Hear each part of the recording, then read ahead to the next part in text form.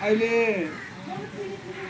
यहाँलाई मैले भन्नुपर्ने कुरा के छ भने हाम्रो समुदाय चाहिँ जन्मजात बुद्धिस्ट भन्छ, तर पछिल्लो समयमा हामीसँगै जोडिएको गुरुङ समाज चाहिँ उहाँहरू चाहिँ हिन्दू भइसक्नु भएको समाज। तपाईँहरूले भन्नुपर्छ अहिले काशीमा उनीहरूको खेनको घेसेहरू थुप्रै जन्मियो। हामी चाहिँ जन्मजात बुद्धिस्ट भन्यौँ, त्यत्रो ठुलो जनसङ्ख्या छ हाम्रो,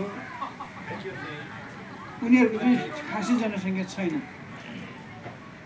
तर उनीहरूको चाहिँ त्यो गुरुहरू त्यसरी जन्मियो अहिले। र अहिले यो पोखरा वरिपरि गण्डकीमा बुद्धिस्टको त्यो चाहिँ अभियानहरू, धार्मिक कार्यहरू, गुम्बा निर्माणको कुराहरू एकदम बाक्लो रूपमा भएको छ। र उनीहरू यति छिटो परिवर्तन भयो कि आज त्यहाँ अर्को सदनमा छ, महिनामा कम्तीमा बेला बेलामा महिनामा 2 पटक 3 पटक तपाईँको दमङ पढाइ हुन्छ। त्यस्तो उनीहरूको त्यस्तो जाति गुम्बा यो पाखामा यति धेरै फैलिसक्यो। तर हाम्रो चाहिँ गति चाहिँ कम छ कि